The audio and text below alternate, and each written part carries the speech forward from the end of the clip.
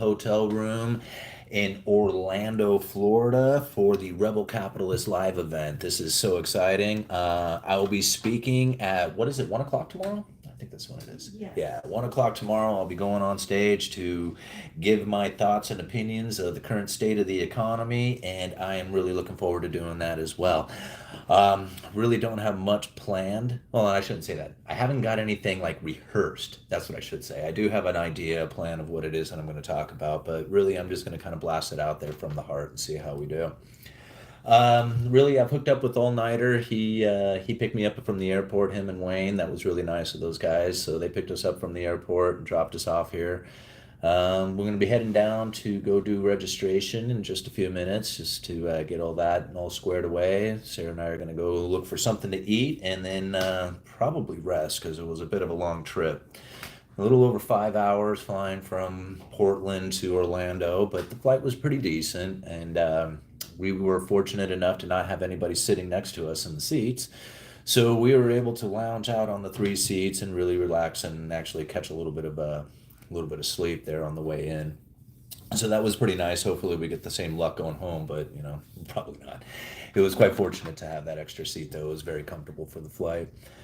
What I wanted to talk about in today's video is a little bit more about like this Fed's narrative, or at least the narrative of what it is that the Federal Reserve is going to be doing with interest rates going into the future. And now, again, like I just have to bring up the fact that at the end of last year, at the end of 2023, everybody was convinced that there was going to be seven interest rate cuts and that there was no like any other possibility other than there was going to be interest rate cuts and they were going to be significant. Now they're curious on whether or not there's even going to be interest rate cuts and maybe even like an interest rate or increase increase in the interest rates.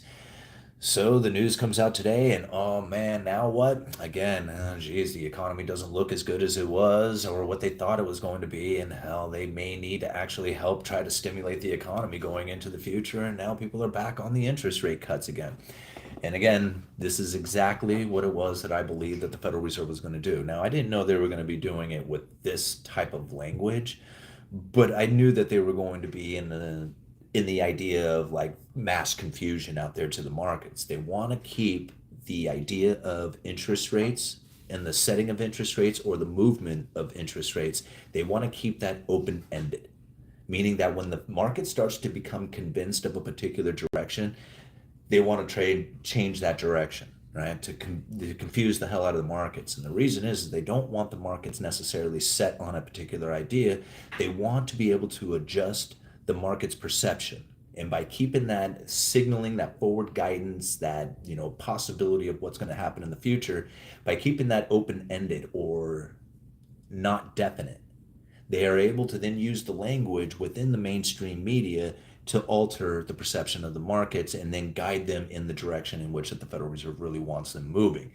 It's not about interest rate cuts. Interest rate cuts is no longer the effective tool. So it's all about their words, their job owning, and the messages that they are putting out there to the mainstream media. That's what's really important to the monetary policy, because again, it's not about the interest rate cuts. It's about the idea of interest rate cuts that really moves the markets. All right. Thank you everybody for being here. We're 3 minutes into it. I just wanted to kind of come out and let you know that I am in Orlando, that we are checked into the hotel, getting ready to do the Rebel Capitalist t-shirt. Yeah, you like the t-shirt? My Rebel Capitalist t-shirt? Absolutely. Can be at the Rebel Capitalist without the t-shirt. All right, get some practice reps in, UE. Yeah, I kind of practiced a little bit, like, just kind of running it over in my head about what it is that I want to say. It's not going to be much different from anything that I've talked about on my channel. So if you've been watching my channel for, the last few months, you're probably not going to get a whole lot of new information out of what it is that I'm going to go say up there on stage. However, being up on stage, doing the whole like presentation live in front of people, whole different kind of experience than even doing it live here on a, live stream or, anything else that I've done. So yeah, looking forward to it. What does that say? Bait cuts and the Fed. Yeah, good luck. Right on. Thanks, guys. Josh got the RC tattoo. Yeah, he did. He got it on his leg. It was pretty cool. Humbling. Oh, thanks, man. Yo, happy Friday. All right. See you downstairs. Well, unvax, no mask ed, right on. Yeah, I'll be down in just a little bit. We're gonna try and find something to eat, but I don't know if we'll go register first. All right, UE, will UE will teach the educated. Thanks, Mr. Horology.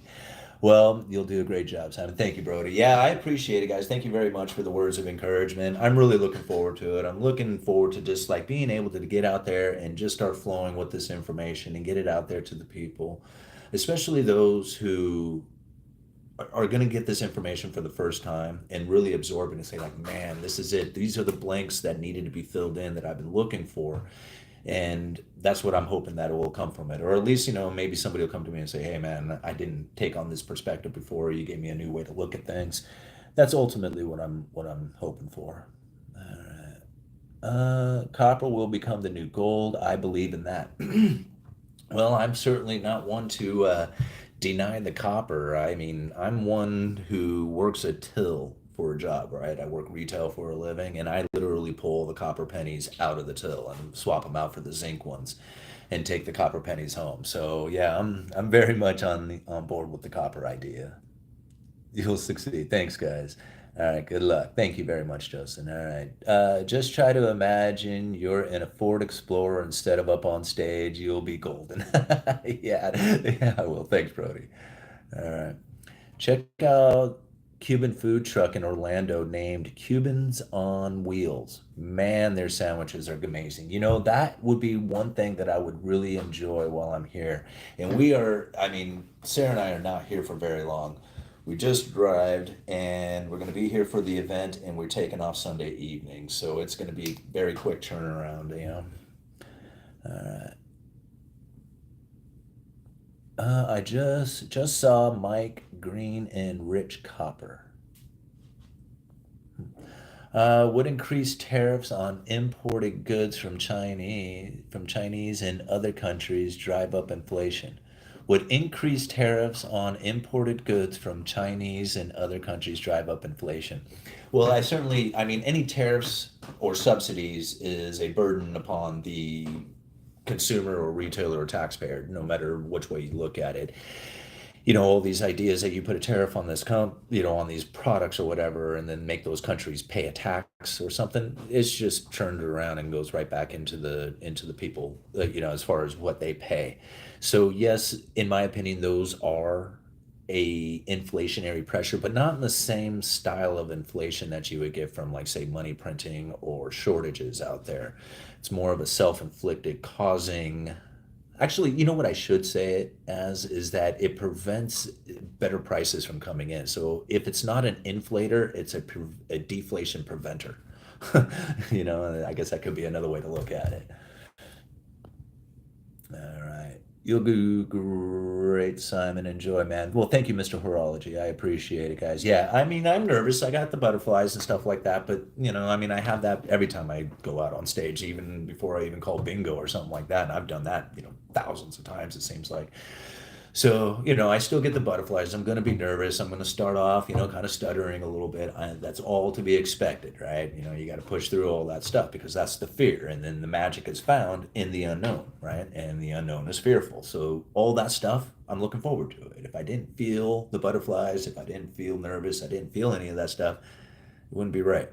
It wouldn't be the unknown and it wouldn't be magic happening. So, you know, it would just be the same old job. And that's not what I want. All right. I want to be able to experience something new and grand from it. All right. What's your opinion on the Trump thing? I haven't done much research or even reading on that, other than, I found that the law was not on his side, right? When it came to that. And it looks like it's probably not going to be in the best of conditions for him.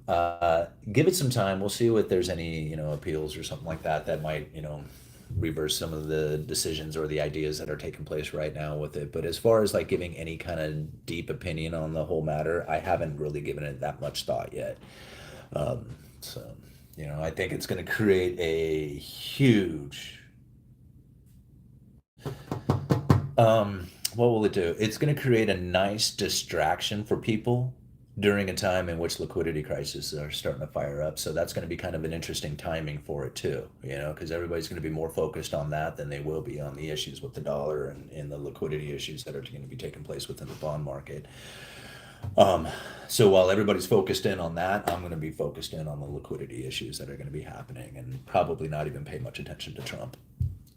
Does the guilty verdict even stop him from becoming president? I don't know yet. The election won't fix it. Shit, that's it, Matt. I agree. All right, by law, you mean the judicial system in New York? Well, all right. More confluence. I would feel more than butterflies if I was getting on a Boeing. Yeah. May our Lord Jesus give you the strength to overcome the unknown and open their eyes. Would you say you're still in the matrix with your day job? Oh yeah, for sure. Like I'm in the matrix on everything. I mean, I pay the taxes, do all the stuff. Yeah, I mean, absolutely. I A lot of people kind of look at. Where'd you guys go? Sorry about that. All right. Oh, hey, hold on. To just message me. Let me see what he has to say. So the hotel is telling us water closet is effed up and we can't get in the room yet. Huh. Okay. Looks like all nighters having issues. Not sure what that is. Okay. What was that question we just had? Yeah, I told him. Yeah. Shit. What was I just talking about? I forgot. Oh well. Sorry, I just got distracted by the message that came in there. All right. You're right. Magic is found in the unknown. You're already well practiced. Recharge those batteries and enjoy a good meal with your crew, sending good vibes your way. Well, thank you, Em. That's really cool. Thank you very much. Yeah. It is. I know I'm going to be nervous. I know that it's all. Don't knock over the mic, the Matrix. Yeah. It's not a matter of it's getting through it. It's just knowing that you're going to be up there. There's going to be 100, 800 people or whatever it is, and you're going to be nervous. Like you just know those things are going to be there. Just own it, right? Just own it. Like, okay, I'm going to be nervous. No big deal, right? Like I think about it. When I was at the Chili Peppers concert the other night, there was a dude. What was his name? What was the artist, the opening act? Ken Carson. Ken Carson, right? Ken Carson does this opening act. He's this rapper dude, right? And when he got out, the beats are hitting and he's out there, dancing and doing his thing.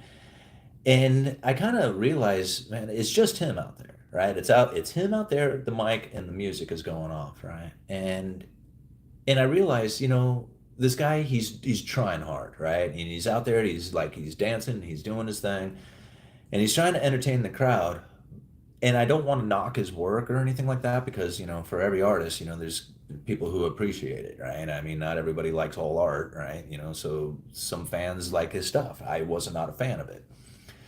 And kind of the one thing that I was looking at was like, dude, you kind of rapping along with rappers on this audio, right? And I mean, maybe it's you, maybe it's some other people, but it's not like showing off the talent, right? Like, you there with the mic rapping or you playing guitar or doing something, you're showing your talent. And maybe it was entertaining for some people out there, but didn't quite do it for me. Right? But this dude is out there for 45 minutes, almost an hour, giving it all, doing as best he can to do what it is that he is doing for his art, and he's doing it in front of like 15,000 people. Like there's gonna be 1,000 people, maybe if I'm lucky. There might be 1,000 people here today. It's probably gonna be like 6, 7, 800 people or something. I don't know. But he was up in front of 15,000 people, doing his thing, attempting to entertain, making it happen. And I'm like looking at that, going, that dude is working hard. Like he's working hard to get up there and try to put on a show, to try and get people to smile and get them out of their lives for just a minute so that they can, watch and be entertained by his show. And I figured, man, if this guy has it in him, this 24-year-old kid, to get out there by himself with a microphone in front of 15,000 people in an attempt to entertain, I can get out in front of a few hundred people and give my thoughts about what is going on in the economy, right? That's the way I kind of look at this. It's like that kid is far braver than anything I have to do, to go out there and do what he was doing. All right, Simon, can you talk about Lend-Lease Act?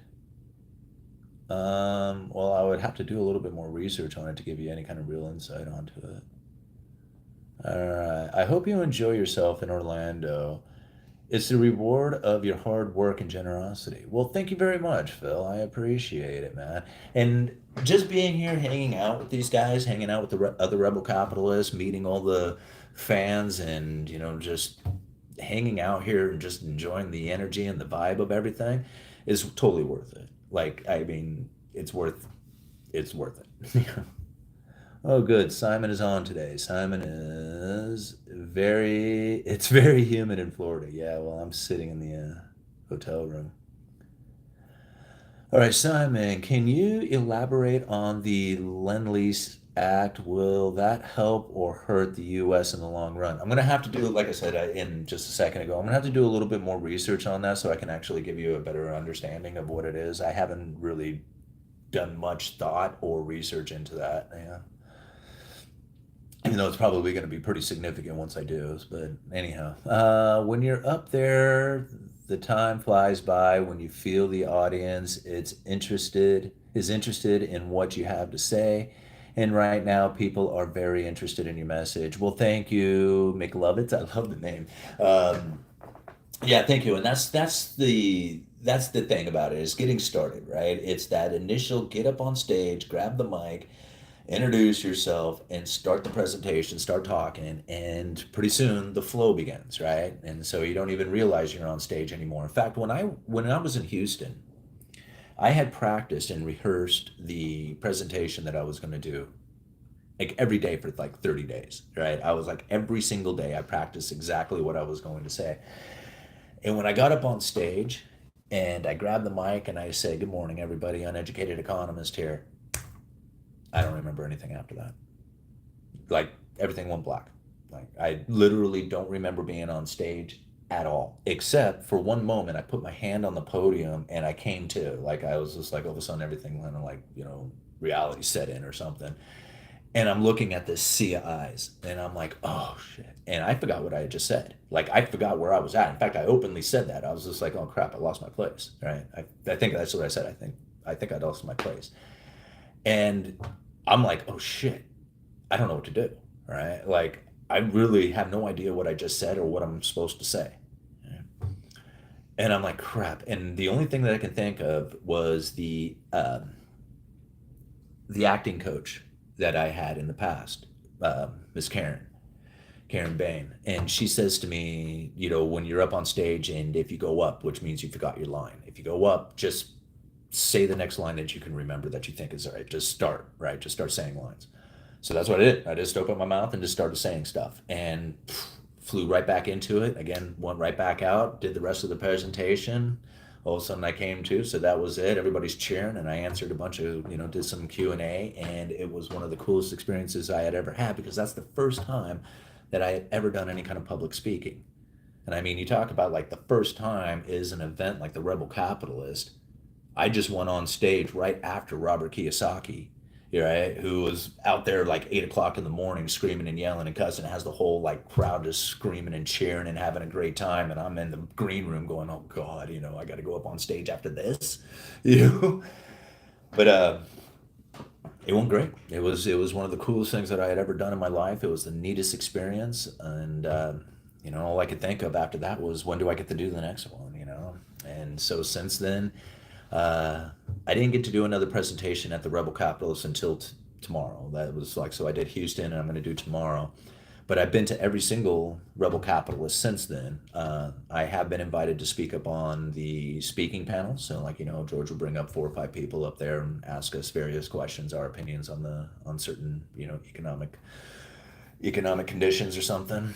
So I've done that a few times, spoke at the Silver Symposium, spoke at Mike Zuber's One Rental at a Time conference, and I tell you, every one of these things, they are getting just funner and more exciting for me to go to and attempt to do. So I could really see myself going down a path of doing speaking engagements. Like I would love to go and do, a dozen of these things a year.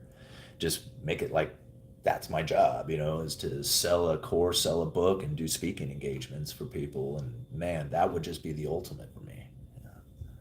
And I think this is leading me down that path. Yeah, we got a $2 super chat. Let's go check that out. All right. Pooping while standing. I love the name, bro. All right. Just made my $34 Trump campaign donation. Well, right on, man. Will the talk be recorded? I don't know. He has recorded them in the past, and I think he did record the last Rebel Capitalist for the Rebel Capitalist Pro. So he has like a website that you can, sign up like a membership, and then I think he's going to post it there. At least I believe he did on the last one. But as far as like accessible on YouTube, I'm not sure if that's what's going to be available or if there's ever going to be anything available that way. I tried recording it. He was cool with me. I asked him if I could record. He says, "Yeah, sure, go ahead." But we tried recording it from the crowd, and it's just not the same. The echo of the room and all that is just not a good recording. You get recordings through the sound system itself, and it's much better. Yeah.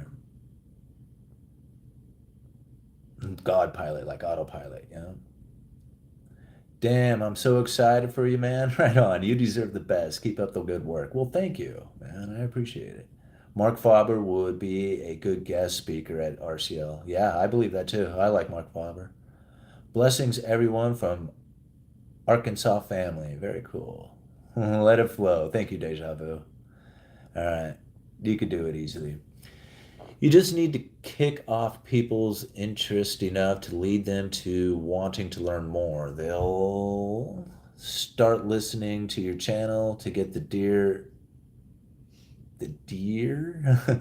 insight and big picture. You got this. Well, thank you. I appreciate it, guys. I really do. I really do appreciate all these words of support. I'm really looking forward to it, and you know, once it's like the anxiety is really heavy, and then like I get kind of like almost irritable kind of feeling. It's just like, God, I gotta get this thing done. But soon as I get up there and I get it over with, man, it's gonna be like I'm gonna feel like $1 million after that. Because like anytime, like I've talked to other people too who have even done like shows like acting or something like that, like a play. You feel nervous, you're scared, and everything about the whole thing, getting up there, whether or not you're going to remember your lines. And then as soon as it's over, that's where the fun really starts to kick in because you got all the, yeah, man, I did it.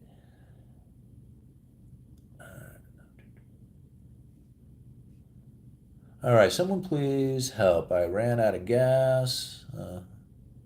Some dude's e-begging here. All right. How do you poop while standing?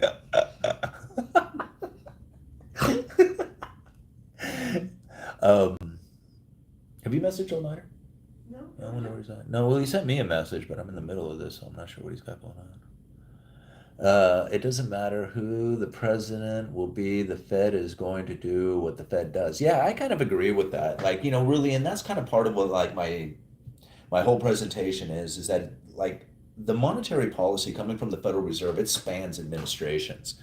I mean, really, you think about this. You take this back to Ben Bernanke's speech, and I'm sure you could probably go back further than that. But I just like going back to that Ben Bernanke speech because it's a good speech that indicates that, yes, we are going to hit the lower bound of zero. We are going to run out of monetary policy. We are going to have to do things that is very different, and we are going to use words, right? We are going to use our words to move markets, to guide markets, right? It isn't so much about the interest rates. It is about the interest rates. It's always about the interest rates. But before interest rates moves were the monetary policy. Now it's the talking about it, you know, which is so crazy.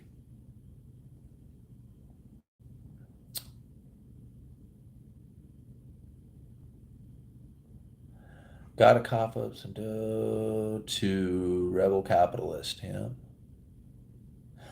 Did Peter Schiff come this year? I haven't seen him. He wasn't on the itinerary or anything, was he, for Peter Schiff? No, I don't think Peter Schiff was here. He was here last year, though. At the last Rebel Capitalist, he was here. It was I actually got to go up and shake his hand and meet him and thank him for giving me the interview. And he said to me, "Uneducated economist. Well, now you're educated then." And he walked away from me. And I said, "Thanks."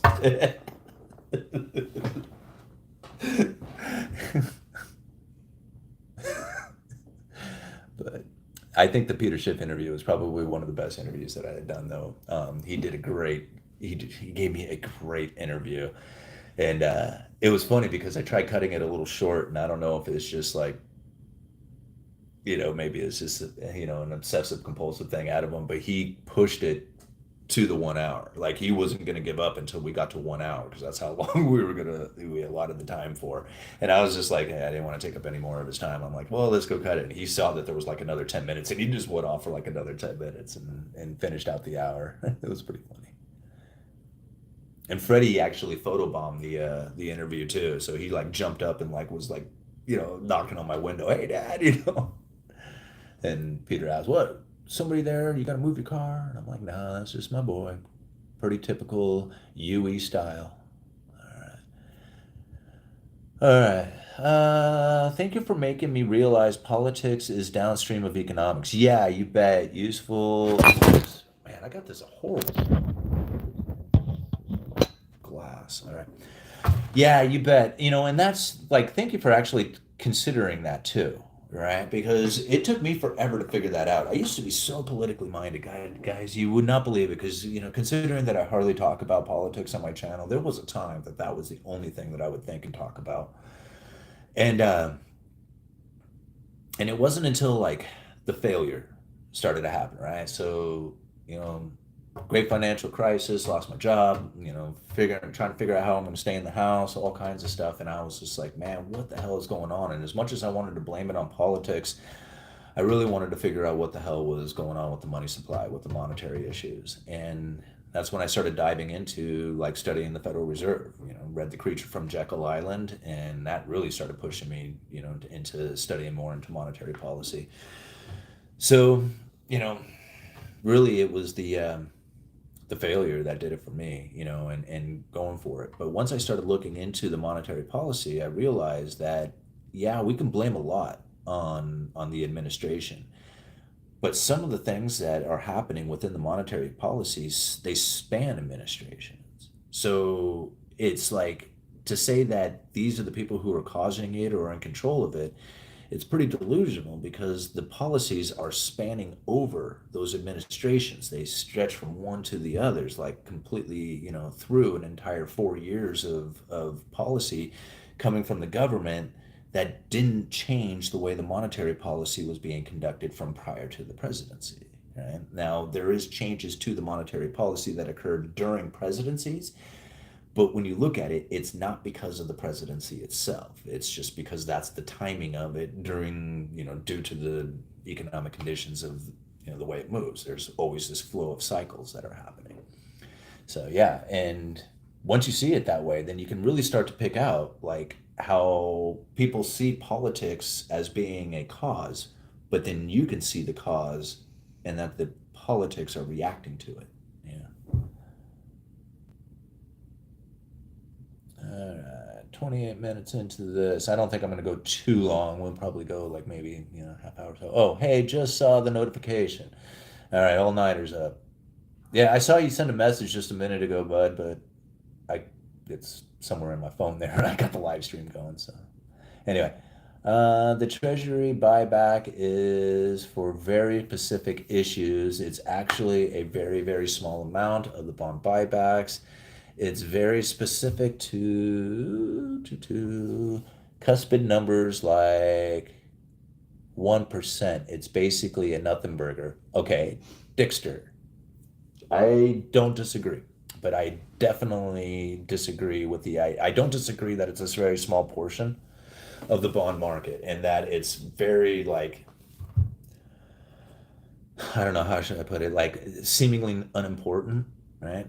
Now, I agree with that part of it and the size of it and the amount that they're probably going to be doing and all that other stuff. However, the fact that they had brought this up months ago, that this is what they were going to be doing, making the announcement that it's not for liquidity issues, but that's exactly what it's for, is for liquidity issues, is to make sure that the off the run bonds, the old ones, the less desirable ones, have a market for it. And yeah, that's going to be a small portion of the market. But the fact that the Treasury is stepping up to do it, they say, not me, not some conspiracy theorist, the Treasury Department itself said that by being there, by being in the bond buyback program, that idea should bring in the willing participants so they don't really even have to play the game. Right? It's part of the credible threats. And that's like that it's difficult to recognize it, but it's not if that's like, if that's the main policy tool. And when you see their statements, when they say stuff like, you know, that this should bring in the willing participants out of the markets, just the idea of them being there, that is the same language that they were using with the special purpose vehicles and the corporate debt lending facilities. It's the exact same, right? We are there to buy back, to make sure that these things stay liquid, or that there's a buyer form so that the corporations have access to funding. And that just the announcement alone, just the idea of them being there, was enough to fund these corporations all on their own from the market. They didn't even have to set up the special purpose vehicles. They did buy into corporate debt to keep the credible threats going, but there was no need for it. Right? And that's the same thing that this bond buyback is going to do as well. And so, as it being a nothing burger, I don't think so. I think it's a very big, issue that doesn't need to happen, so long as they know that it can. Does that make sense? you know? But no, I agree with you. There's like, the amount that they're talking about, the bond market, the area in the bond market that they're looking to participate in is such an insignificant and probably not even looked at market. And that's probably one of the reasons why they're doing it, is to make sure that that unnoticed market over there stays liquid, right? Stays to the point that people do not get concerned. That's probably it, right? Because the moment that a concern comes in, that's the confidence, and then once you start eroding that, then you lose everything.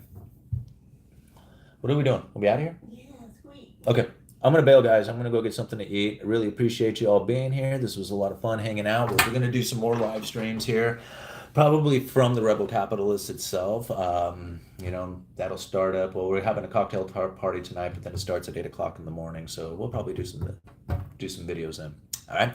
Thank you very much for being here. We got 156 people watching with 92 likes and $2 in super chats. Really appreciate the $2 super chat, and I really appreciate you guys being here and all those kind words of encouragement. All right. Uneducated Economist, you guys let me know.